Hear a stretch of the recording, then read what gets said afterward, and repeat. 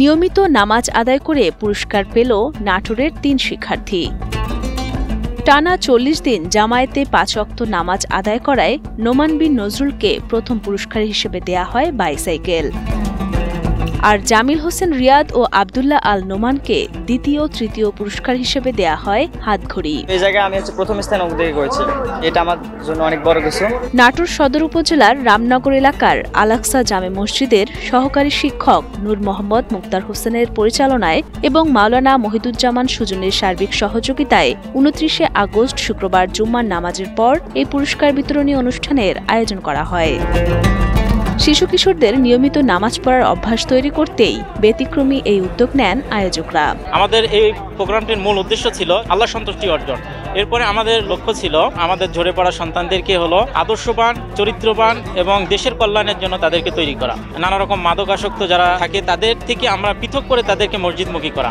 ৭ থেকে ১৭ বছর বয়সী ২২ জন শিশু কিশোর অংশ নেয় এই প্রতিযোগিতায়।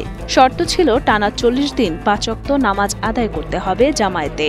তাদের মধ্যে টানা ৪০ দিন জামায়াতে ৫ ওয়াক্ত নামাজ আদায় করেন ৩ শিক্ষার্থী আর জিতে নেন পুরস্কার। আমার মূল টার্গেট হচ্ছে যে এই সমাজে এই যুবক সম্প্রদায় কিভাবে তাদের চরিত্র ভালো করা যায়, বাপ মার সাথে কিভাবে সম্পর্ক ভালো করা যায়, প্রতিবেশীর সাথে কিভাবে সম্পর্ক করা যায় এবং ধর্মীয় বিধান তাদের ভিতরে কিভাবে দেওয়া যায় এবং ধর্মীয় বিধান পারে যাবতীয় কুকর্ম অকর্ম থেকে রক্ষা পেতে। তাদের মধ্যে ধর্মীয় মূল্যবোধ যদি থাকে তাহলে আগামীতে তারা দুর্নীতি করবে না, অপকর্ম করবে না, কোনো অন্যায় কাজ করবে না এবং সুন্দর একটা বাংলাদেশ গড়ে উঠবে। এই আমারটা শিশু কিশোরদের মধ্যে নৈতিক শিক্ষা ও ধর্মীয় চেতনা জাগিয়ে তুলতে এ ধরনের উদ্যোগকে স্বাগত জানান স্থানীয়রা।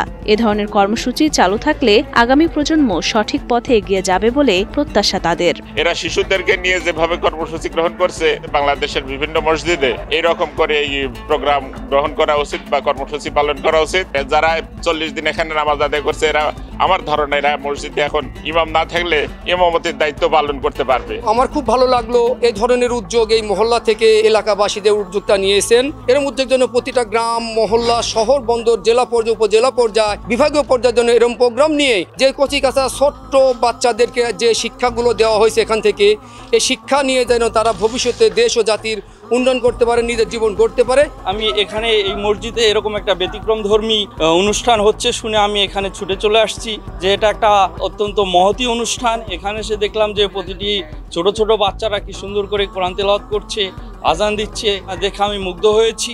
এবং আমার মনে হয় প্রতিটি গ্রামের প্রতিটি মসজিদে এরকম যদি অনুষ্ঠান করা হয়, উদ্যোগ নেওয়া হয়, তাহলে প্রতিটি গ্রাম ভালো হবে, প্রতিটি গ্রাম ভালো হলে প্রতিটি জেলা ভালো হবে, প্রতিটি জেলা ভালো হলে পুরো বাংলাদেশটাই ভালো হবে।